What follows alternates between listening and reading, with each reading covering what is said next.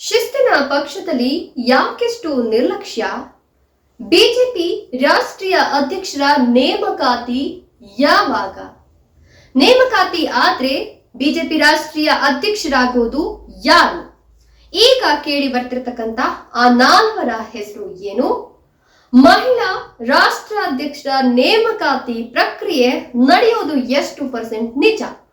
ಇದರ ಬಗ್ಗೆ ಒಂದಷ್ಟು ಡೀಟೇಲ್ಸ್ ಅನ್ನ ಕೊಡ್ತಾ ಹೋಗ್ತೀನಿ. ಕಮಲಪಾಳ್ಯದಲ್ಲಿ ಆಗ್ತಿರ್ತಕ್ಕಂತ ಒಂದಷ್ಟು ಹೊಸ ಅಪ್ಡೇಟ್ಸ್ ಬಗ್ಗೆ ಇವತ್ತಿನ ವಿಡಿಯೋದಲ್ಲಿ ಮಾಹಿತಿ ಕೊಡ್ತಾ ಹೋಗ್ತೀನಿ. ಅದಕ್ಕಿಂತ ಮೊದಲು ಕರ್ನಾಟಕ ನ್ಯೂಸ್ 9ಗೆ ಸ್ವಾಗತ. ನಾನು ವಿಮಲಾ ನಾಗರಾಜ್. ಹೌದು ಸ್ನೇಹಿತರೆ, ಬಿಜೆಪಿ ರಾಷ್ಟ್ರೀಯ ಅಧ್ಯಕ್ಷರ ಆಯ್ಕೆ ಯಾವಾಗ ಅನ್ನುವಂತಹ ಪ್ರಶ್ನೆ ಇದೀಗ ಎದ್ದಿರುವಂತದ್ದು. ಆದ್ರೆ ಸೆಪ್ಟೆಂಬರ್ ನಲ್ಲಿ ಮುಹೂರ್ತ ಫಿಕ್ಸ್ ಆಗಿದೆ ಅನ್ನುವಂತಹ ಮಾಹಿತಿ ಲಭ್ಯ ಆಗ್ತಾ ಇದೆ. ಇದರ ಜೊತೆಗೆ ಯಾಕಿಷ್ಟು ವಿಳಂಬ?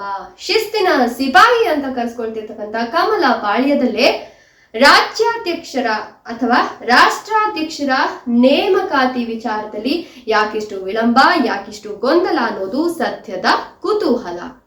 ಇನ್ನು ಜುಲೈನಲ್ಲಿ ರಾಷ್ಟ್ರೀಯ ಅಧ್ಯಕ್ಷರ ನೇಮಕಾತಿ ಆಗತ್ತೆ ಅಂತ ಹೇಳಿದ್ರು, ಫೈನಲ್ ಆಗ್ಬಿಟ್ಟಿದೆ ಹೆಸರು ಅಂತ ಹೇಳಿದ್ರು.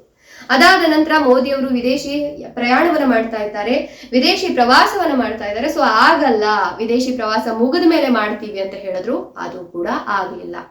ಇನ್ನು ಆಗಸ್ಟ್ ನಲ್ಲಿ ಸಂಸತ್ ಅಧಿವೇಶನ ಮುಗಿಯುತ್ತೆ, ಸಂಸತ್ ಅಧಿವೇಶನ ಮುಗಿದ ನಂತರ ಮಾಡ್ತೀವಿ ಅಂತ ಹೇಳಿದ್ರು. ಸೊ ಆಗಸ್ಟ್ ಕೂಡ ಬಂದ್ ಆಗೋಯ್ತು. ಆದ್ರೂ ಕೂಡ ಈ ಒಂದು ರಾಷ್ಟ್ರಾಧ್ಯಕ್ಷರ ಆಯ್ಕೆ ಪ್ರಕ್ರಿಯೆಯಲ್ಲಿ ಯಾವುದೇ ರೀತಿಯ ಅಪ್ಡೇಟ್ ಸಿಗ್ತಾ ಇಲ್ಲ. ಸೊ ಫೈನಲ್ ಆಗಿ ಸೆಪ್ಟೆಂಬರ್ ದಿನವನ್ನ ನಿಗದಿ ಮಾಡಲಾಗಿದೆ. ಸೆಪ್ಟೆಂಬರ್ 9ಕ್ಕೆ ಉಪರಾಷ್ಟ್ರಪತಿ ಚುನಾವಣೆ ನಡೆಯುತ್ತೆ. ಈ ಒಂದು ಉಪರಾಷ್ಟ್ರಪತಿ ಚುನಾವಣೆ ಆದ ನಂತರ ರಾಷ್ಟ್ರಾಧ್ಯಕ್ಷರ ನೇಮಕಾತಿ ಮಾಡಲಾಗುತ್ತೆ ಅನ್ನೋದು ಸದ್ಯದ ಮಾಹಿತಿ. ಇನ್ನು 6-7 ಆಯ್ಕೆಗಳು ಇದೀಗ ಬಿಜೆಪಿ ಮುಂದೆ ಇದೆ ಅಂತ ಹೇಳಬಹುದು.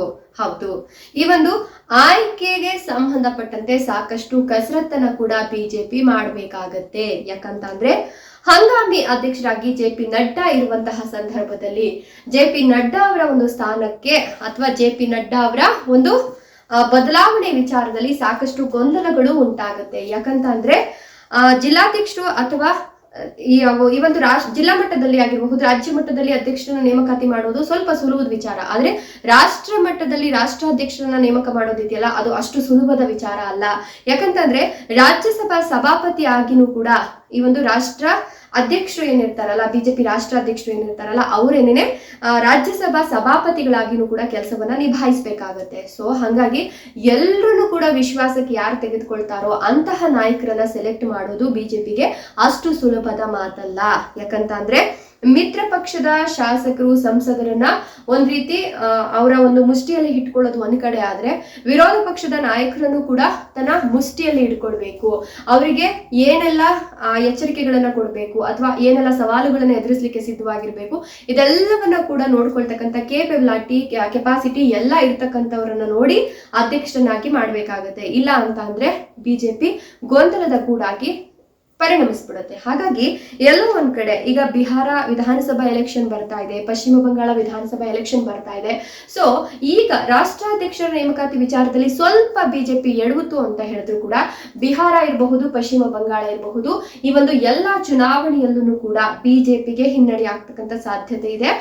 ಆ ಒಂದು ಕಾರಣಕ್ಕಾಗಿನೇ ಉಪರಾಷ್ಟ್ರಪತಿ ಎಲೆಕ್ಷನ್ ಮುಗ್ದೋಗ್ಬಿಡ್ಲಿ, ಉಪರಾಷ್ಟ್ರಪತಿ ಆಯ್ಕೆ ಮುಗ್ದೋಗ್ಬಿಡ್ಲಿ, ಸೆಪ್ಟೆಂಬರ್ 9ರ ನಂತರ ರಾಷ್ಟ್ರಾಧ್ಯಕ್ಷರ ನೇಮಕಾತಿಯನ್ನ ಮಾಡೋಣ ಅನ್ನುವಂತಹ ಕಾದು ಹೊಡಿ ಅನ್ನೋ ತಂತ್ರವನ್ನ ಬಿಜೆಪಿ ಸದ್ಯ ಅನುಸರಿಸ್ತಿರ್ತಕ್ಕಂಥದ್ದು.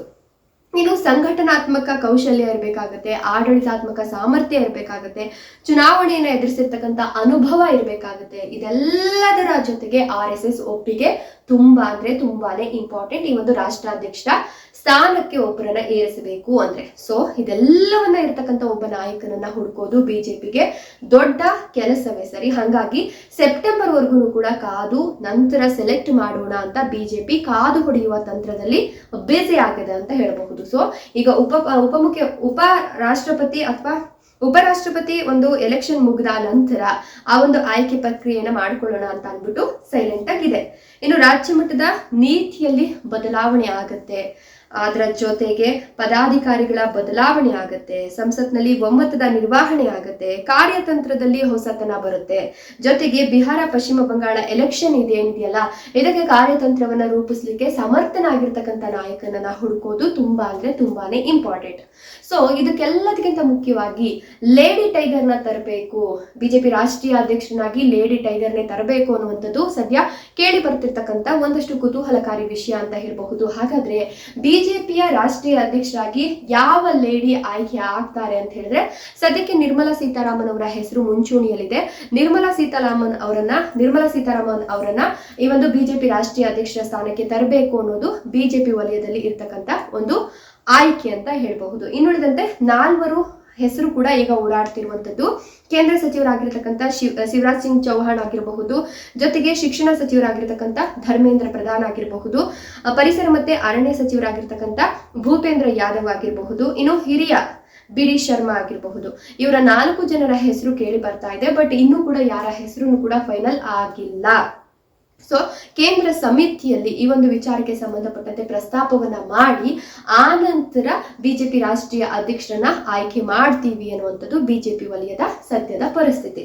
ಇನ್ನು ಕೇಂದ್ರ ಸಚಿವ ಸಂಪುಟದಲ್ಲೂ ಕೂಡ ಒಂದಷ್ಟು ಬದಲಾವಣೆ ಆಗುತ್ತೆ ಅನ್ನುವಂತಹ ನಿರೀಕ್ಷೆ ಇದ್ದು, ಇದೆಲ್ಲವೂ ಆಯ್ತು ಅಂತಂದ್ರೆ ಬಿಜೆಪಿ ಹೊಸ ರೂಪದಲ್ಲಿ ರಾಜ್ಯ ಹಾಗೆ ದೇಶದಲ್ಲಿ ತಲೆ ಎತ್ತುತ್ತೆ ಅನ್ನೋದ್ರಲ್ಲಿ ಯಾವುದೇ ಸಂದೇಹ ಇಲ್ಲ. ಇದರ ಬಗ್ಗೆ ಅಂದ್ರೆ ಬಿಜೆಪಿ ರಾಷ್ಟ್ರೀಯ ಅಧ್ಯಕ್ಷರ ಬದಲಾವಣೆಯ ಬಗ್ಗೆ ನೀವೇನ್ ಹೇಳ್ತೀರಾ? ಹಂಗಾಮಿ ಆಗಿರ್ತಕ್ಕಂಥ JP ನಡ್ಡಾ ಅವರ ಒಂದು ಆಡಳಿತ ವೈಖರಿ ಇರಬಹುದು, ಕಾರ್ಯವೈಖರಿ ಇರಬಹುದು, ಹೇಗಿದೆ?